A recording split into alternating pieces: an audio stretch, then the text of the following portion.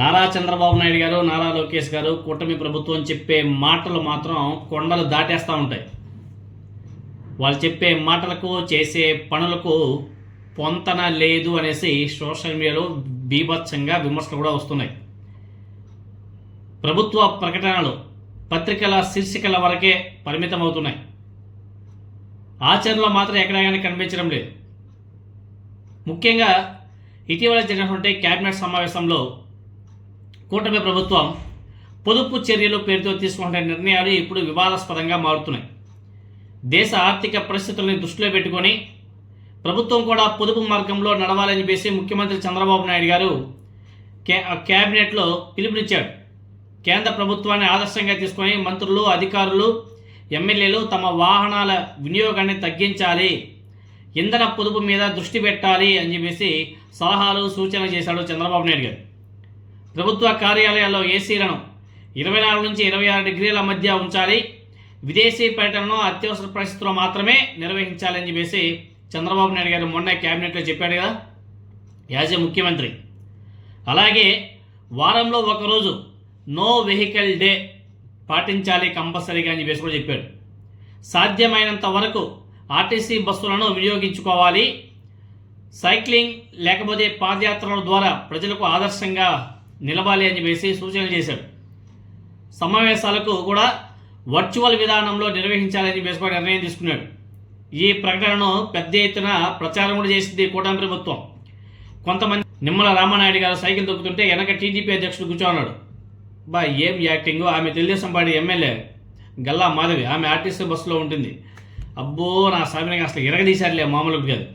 అయితే ఆ నిర్ణయాలు అమల్లో కనిపించడం లేదనేసి విమర్శలు కూడా గట్టిగా వినబడుతున్నాయి.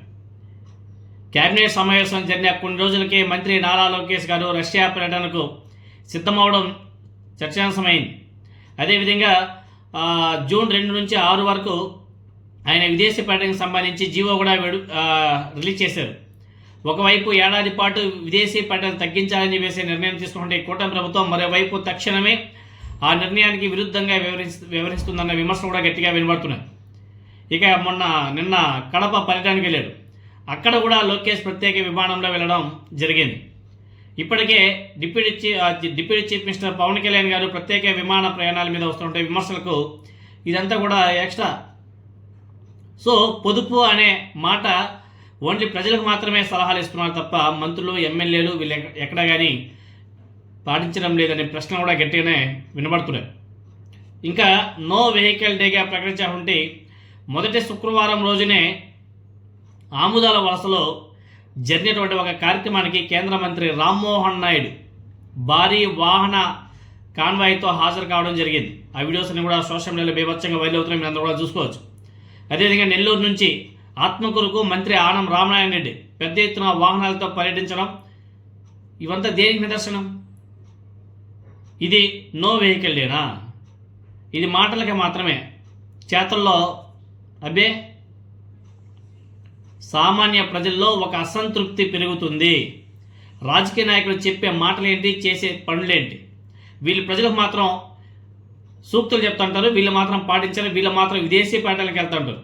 మళ్ళీ ఐ థింక్ ఈ నెక్స్ట్ మంత్ ఏమో సింగపూర్ పర్యటన అంట. చంద్రబాబు నాయుడు గారు, లోకేష్ గారు, వాళ్ళ మంత్రులంతా కూడా సింగపూర్ పర్యటన. ప్రజలకేమో పొదుపు బోధనలు, వీళ్ళేమో ప్రత్యేక విమానాల్లో విదేశీ పర్యటనలో, ప్రత్యేక విమానాల్లో కడప పర్యటనలో కాన్వాయిలు వేసుకొని తిరుగుతూ ఉంటారు. అబ్బో, నా సామాన్యంగా నేతలకు ప్రత్యేక విమానాలు, భారీ కాన్వాయిలా?